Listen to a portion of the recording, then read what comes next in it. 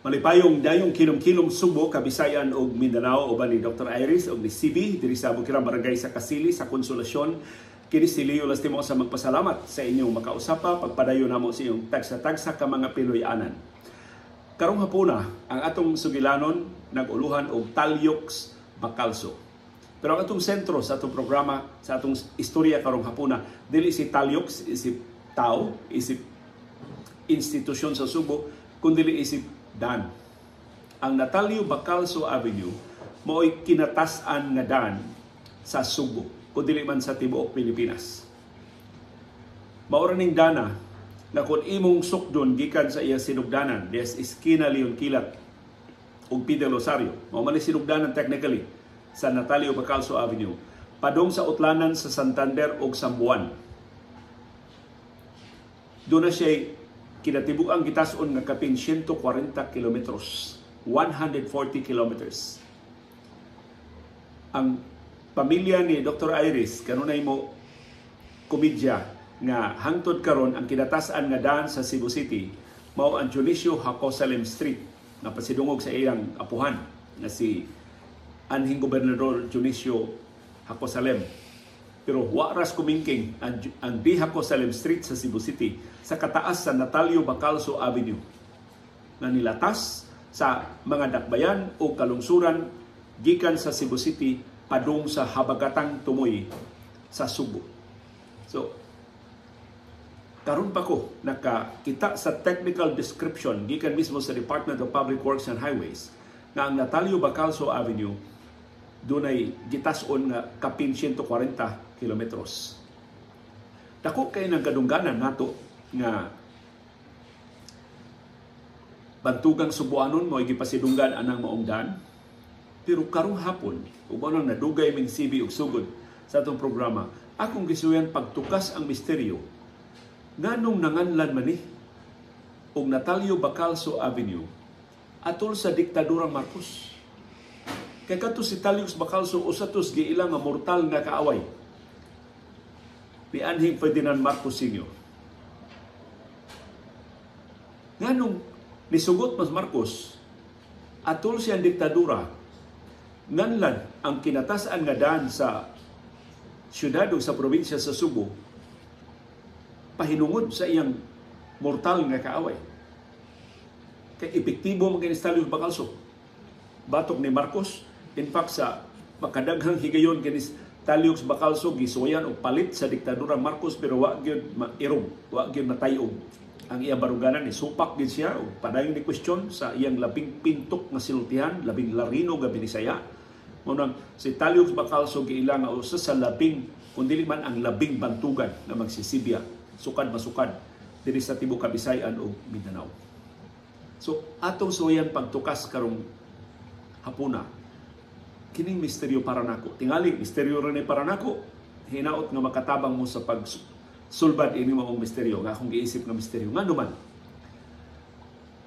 Kay ang Natalio Bacalzo Avenue nanganlan pinaanggi sa balaod nga napasar sa batasang pambansa in 1984. Diktadura pa ng Marcos. Technically, nalibkas ng martial law in 1981. Kahibaw ng diktadura gihapon do hantud napalaya si Marcos sa People Power Revolution sa 1986. Sa ito pa, sa diyang napasar kini maong balaod na nagngan sa Natalio Bacalzo Avenue, si Marcos pa'y nagtungkaw sa Malacañang. Duha pa katuig, una siya napalagpot sa palasyo, una siya napulihan ni anhing Presidente Cory Aquino. Nganong nisugot mas Marcos, nanganlan og Natalio Bacalzo Avenue, kining nasunong highway gikan sa Cebu City padung sa habagatang tumoy sa probinsya sa Subo. Mao na unang misteryo nga gusto natong tukion karong hapuna ko. Palihog tabangi ko. Pinanggit sa atong comment box kamong mas naswito, kamong mas daghan og kasayuran nga nakuha kay nako. Akong gisuwayan karong hapon pero ako ipahibaw ninyo akong findings karong daw-daw. Ikaduhang pangutana nga gusto na akong tukion atol sa atong pagsusik sa katalagsaon ining paghingan sa Natalio Bacalzo Avenue mao nga ginganlan ni og Natalio Bacalzo Avenue in 1984. Mao ang samang tuig na namatay si Taliox Bacalso. Namatay si Taliox Bacalso March 1984. Ginganlan kining Dan pasidungog niya in March 1984. Naaprubahan sa batas sa pambansa ang balaod nun. Na naghimo ining Natalio Bacalso Avenue sa samang buwan, sa samang tuig sa iyang pagkamatay. Pero dunay lagda sa Pilipinas na di mahimong nganlan ang usa ka daan, o usa ka eskwelahan, o usa ka ospital, o bisan unsang institusyon para sa minatay until after 10 years sa iyang kamatayon. Nganong wa man na matuman ang lagda, nganong gitugutan man sa nasudnong gobyerno, and no less sa diktadurang Marcos, na nganlan ang Natalio Bacalso Avenue, maaprubahan ang balaod, paghingan sa Natalio Bacalso Avenue sa samang buwan, sa samang tuig, sa iyang pagkamatay. Ato nang timan-an ka na mga pangutana sa atong hinay-hinay pagtukas. So, pagsuway na itong pagtukas sa misteryo. Nganong usas sa mga mortal nga kaaway sa diktadurang Marcos na pasidunggan sa labing taas nga daan sa Subo. Hangtod karon, wa may laing daan. Pareha kataas sa Natalio Bacalso Avenue. Wa laing karsada sa syudad ug sa probinsya sa Subo nga dunay gitason na 140 kilometros kapin gawa sa Natalio Bacalso Avenue. Una, ang paghulagway ninyo sa physical features sa Natalio Bacalso Avenue. Tuguti magtamod kong pipira ka notes kay murag di na madaog memorya. Ang Natalio Bacalso Avenue naa magsugod sa eskina Leon Kilat o Pedro Rosario sa Dakbayan sa Subo. So hito kay ko anak kay atbang gina sa among original nga studio sa ABS-CBN diha sa Subo. Kanang Asian College of Technology karon ni Kongresista Bebot Avillanosa mauna ang kanang building sa ACT, mao na original nga gibarugan sa among studio sa ABS-CBN diri sa Subo, sa wa pa mi mamalhin diri sa Hagubiaw sa siyudad sa Mandaue. Pasilo si CB mao ba intaw ni pagmatak kay ni dito na dito sa gawas kuyog ni Dr. Iris niya pagbalik intaw nila diri sa bahay nakatagpilaw si Dr. Iris o si CB. So gikan sa Leon Kilat padung sa habagatang tumoy sa probinsya sa Subo diha sa utlanan sa Santander ug sa Sambuan. Sa ato ba kutob ginis kinatumyan sa Santander. Naa ginas balaod ang Natalio Bacalso Avenue. Ang iyang span, ang iyang kinatibuok gitason kapin 140 kilometros.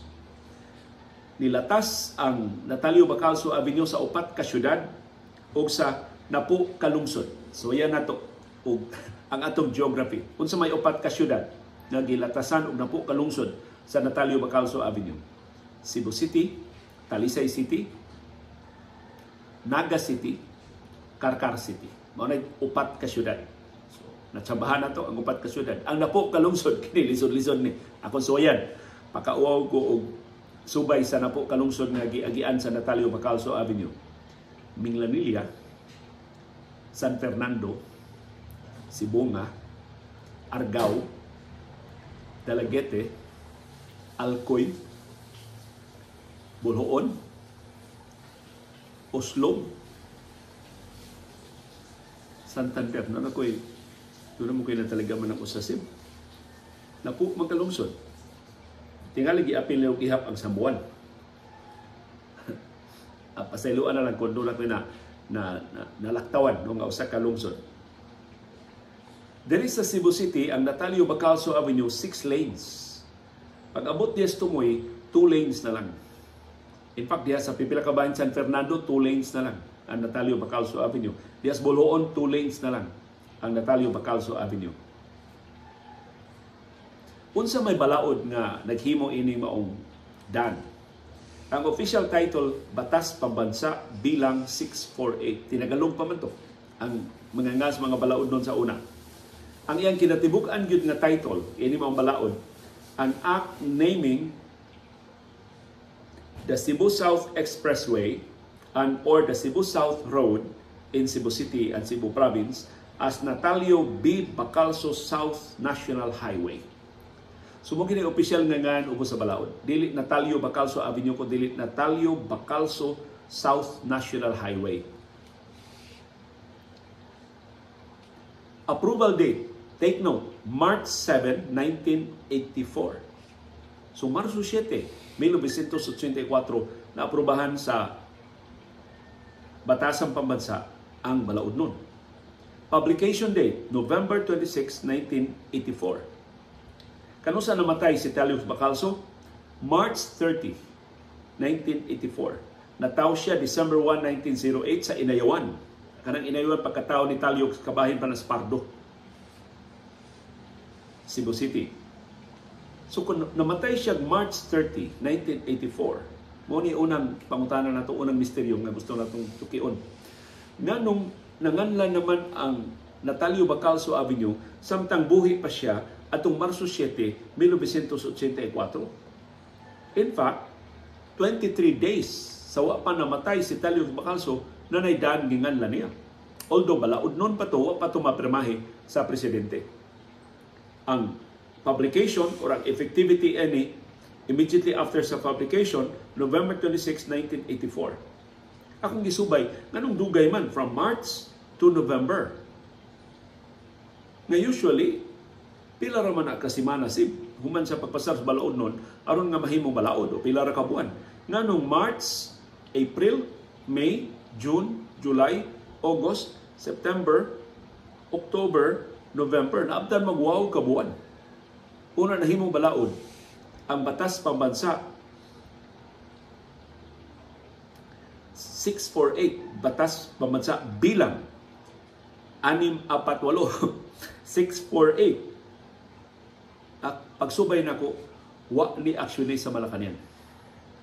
So usa ni sa mga balaod nun sa Kongreso na nilapse into law. Why executive action?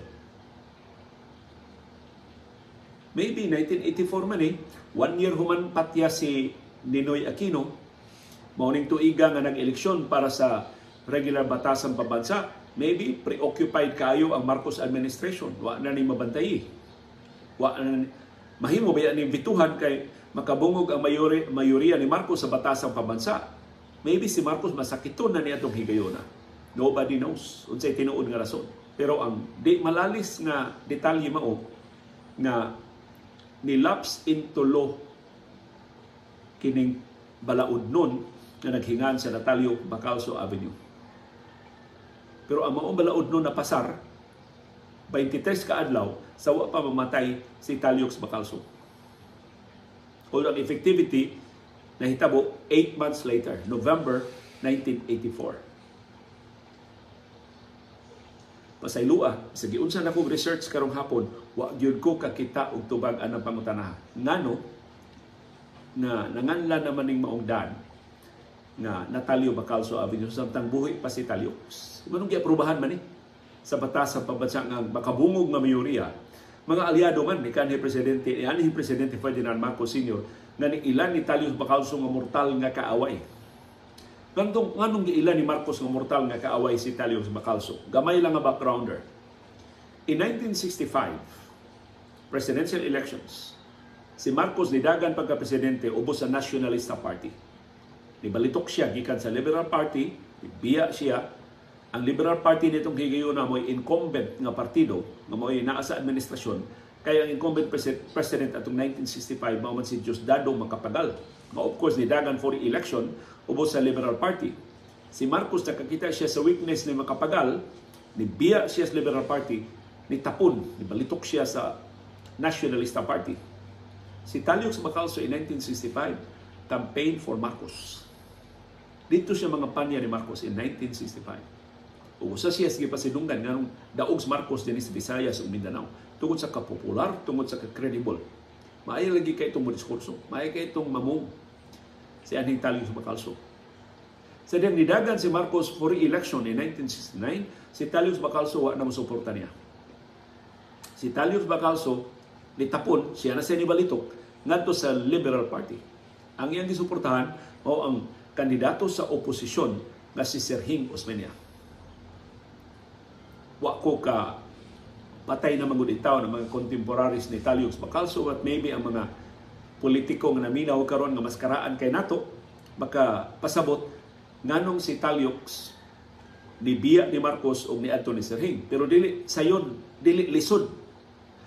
Tuuhan kay si Serhing Cebuano, si Marcos Ilocano. So between ang Cebuano and ang Ilocano, dili kay maglisod si Taliux Bacalso papangitan kinsa iyang suportahan. Pero gawas nga nasuko si Marcos nga gibiyaan siyang Taliux in 1969, ang kasukaan jo Marcos perting dakuang boto ni Serhing dinhi sa Kabisayan o Mindanao, although napildi si Serhing sa kinatibukan sa eleksyon, pero gi-credit nila ang talagsaong showing ni Serhing diri sa Visayas ug Mindanao ngadto sa kaepektibo ni Taliux Bacalso. In fact, pagdayong eleksyon sa 1969, gisuwayan jud ni Marcos og kuha pabalik si Taliux aron biyaan si Serhing o musuporta niya. Wa gyud matay-og si Taliux Bacalso. Paday siya ni suporta ni Serhing. Moto'y sinugdanan na si Taliux Bacalso giilan nga mortal nga kaaway sa Malacañang. Punan pa nga si Taliux Bacalso ni daog pagkadelegado sa 1971 Constitutional Convention. Unya atol sa CONCON sa 1971 si Taliux Bacalso usas maayo kayong diskurso batok ni Marcos. Ni-introduce mga kausaban sa Batakang Balaod nga nag-delegitimize sa ambisyon ni Marcos nga mudagan pag-usab sa 1973. Kaya di naman ito siya kadagan. O sa 1935 Constitution tungkol sa term limits na duhara ka sunod-sunod nga termino ang maserbisyuhan sa usa ka presidente. So gustong Marcos, dali usab ang konstitusyon aron tugutan siya makadagan pag-usab pagka presidente sa 1973. Pero naapsan sa iyang mas hangul na tinguha paghimong diktador na siya na magbuot unsay mahitabo sa Pilipinas. Pinali siya pagdeklarar og martial law in 1972. Punan pa nga si Taliux Bacalso usas mga nangu sa Pusyon Bisaya nga nidaog sa interim Batasan Pambansa elections in 1978. So, ang track record ni Taliux Bacalso pagka-oposisyon, pagka-kontrang Marcos, kompleto. 1969, gibiyaan niya Marcos dito siyang Serhing. 1971, ni diskurso siya kon batok ni Marcos. 1978, gipakauwawa niya mga kandidatong Marcos din sa Central Visayas, Eddie Gulyas, Lito Osmeña, Tony Cuenco, Ramonito Durano. Gipahapla nila ang upat kahiganting mga politikanong dinastiya din sa Subo ni Lusot, ang tanang 13. Ka mga kandidato sa Pusyon Bisaya, gipanguluhan ni Taliux Bacalso, ni June Davide, ni Billy Legaspi, ni Tumik Kabambang, o sa uban pa mga leader sa Pusyon Bisaya. So, gano man, gitugutan man o wa man babagi sa Administrasyong Marcos ang paghingan sa iyang na daan na Natalio Bacalso Avenue. Ang laing posibleng katinawan mao na kining balaod lagda na nagdili sa paghingan o mga daan o mga institusyon para sa mga nangamatay until after 10 years sa ilang kamatayon. Doon ay exception. Ang exception na kanayon, gawas lang kung talagsaon ang iyang contribution sa nasod. Kana, subjective na. So mahimor gid unta na makalusot kung si Taliux Bacalso aliado pang Marcos, pero kontra siya Marcos.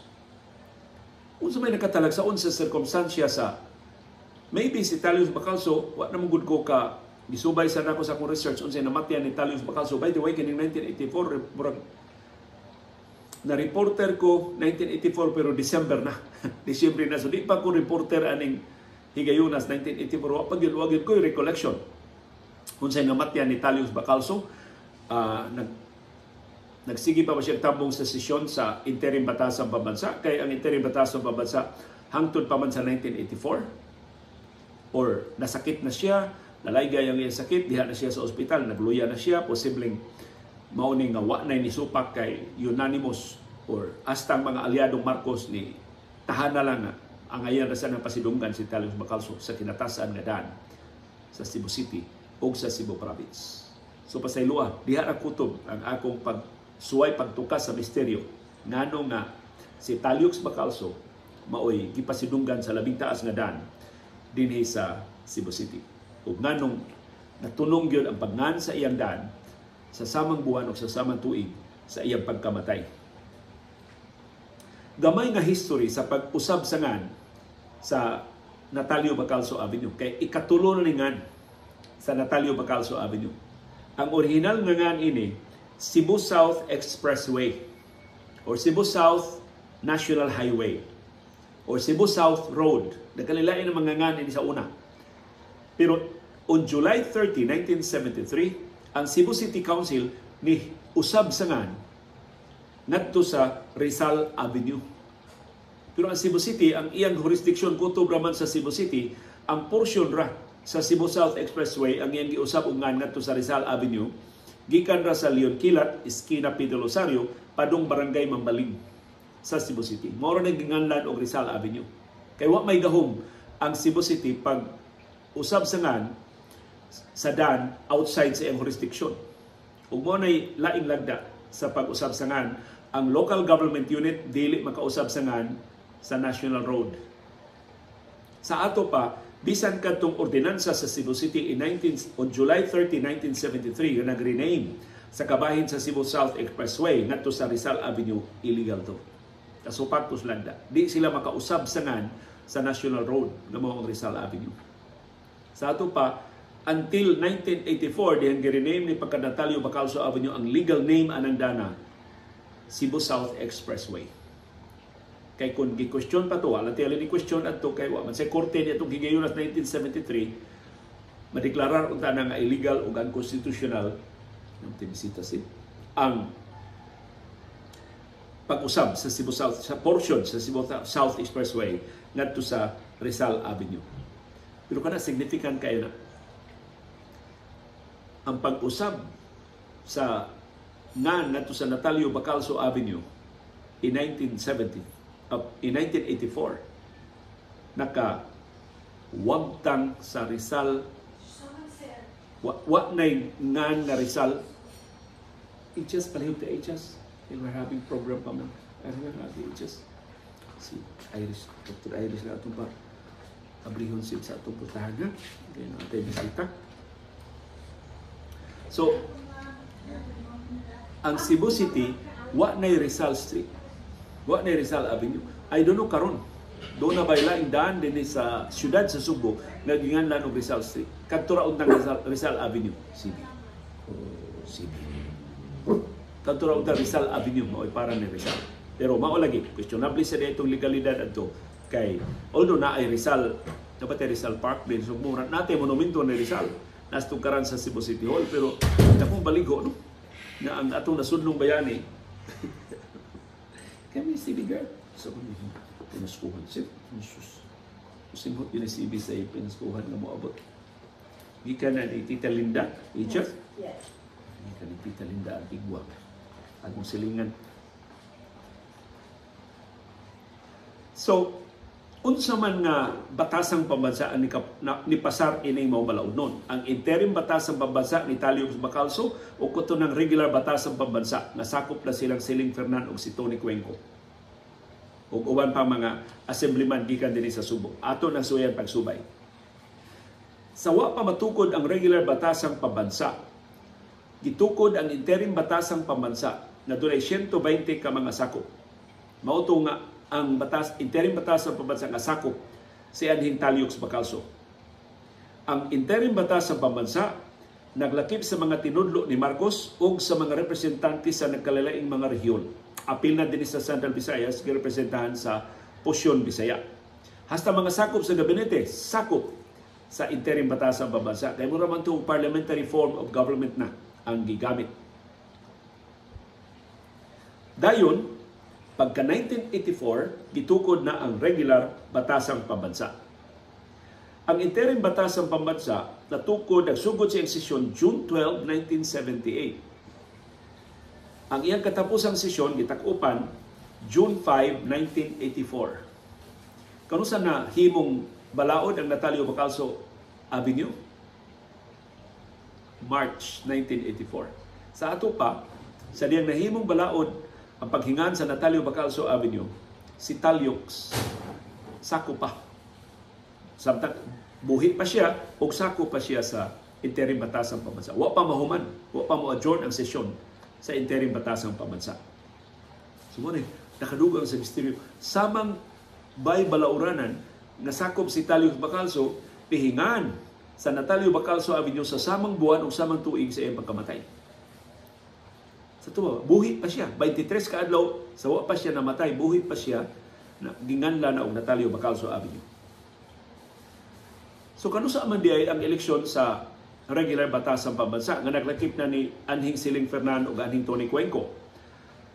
Ang parliamentary election para sa regular batasang pambansa gihimo atong May 14, 1984. So, March, ginganlan ang Natalio Bacalso Avenue, April, May, 2 months after na panday ang balaod noon paghingan sa Natalio Bacalso Avenue, ay pa nag-eleksyon para sa regular batasang pambansa, May 14, 1984. Resulta sa eleksyon, ang KBL mao gihapoy mayoriya. Ang kilusang bagong lipunan ni Marcos mao gihapoy mayoriya sa batasang pambansa. Pero ang partido ni Anhing Vice Presidente Doy Laurel, katong UNIDO, United Nationalist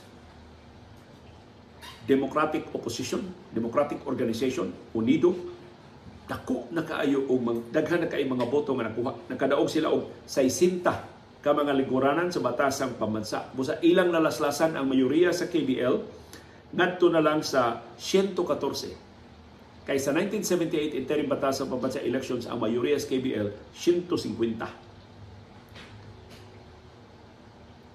Ang kalampusan sa oposisyon tungod to sa kasuko nas katawhang Pilipinhon sa kamatayon ni Ninoy Aquino the year before, August 21, 1983. Ang regular batasang pambansa na naglakip ng Siling Fernan o ni Tony Cuenco nagsugod sa eleksyon July 23, 1984. Hangtod nga gi-abolish ni Anhing Presidente Cory Aquino sa March 25, 1986. Sa ato pa, napasar na ang balaod nga naghingan sa Natalio Bacalso Avenue months before ni-assume ang batasang pambansa. So interim batasang pambansa gyud ang balaod, ang balauran gyud nga naglakip ni Talio Bacalso mao ni pasar sa balaod noon paghingan sa iyangan. Na pag-refresh lang sa atong memory, kinsa maning labing dagko nga mga nga nahilambigit sa batasang pambansa, ang Prime Minister ni atong higayuna 1984 si Cesar Virata. O sakop siya batasang pambansa, isip representante sa KBL sa Cavite. Ang Deputy Prime Minister ni atong higayuna si Jose Ronio Jr. Samareño, Waray-Waray, KBL sa Samar. Ang Speaker sa batasang pambansa mo si Nicanor Iñiguez Jr., KBL sa Southern Leyte. Ang Speaker pro tempore si Salipada Pindaton, KBL sa Maguindanao. Ang Majority Leader, Floor Leader mo si Jose Ronio sa KBL Samar. Ang Minority Floor Leader mo si Jose Laurel Jr. sa UNIDO sa Batangas. Kinsa may mga sakop sa batasang pambansa nagrepresentar sa Subo. Pamilyar tiyali ninyo ni mga musulon nga mangangan. Emerito Calderon, KBL. Nenita Cortez de Luz, UNIDO. Ramon Durano III, KBL. Regalado Maambong, KBL. Luisito Patalihog, KBL. Ug Adelino Sitoy, KBL. Sa ato pa, sa mga representante sa Cebu Province, si Indenita Ramoy Nalahi, nga UNIDO. Ang Cebu City, Polos UNIDO, ang nakadaog, si Antonio Cuenco o si Marcelo Fernan.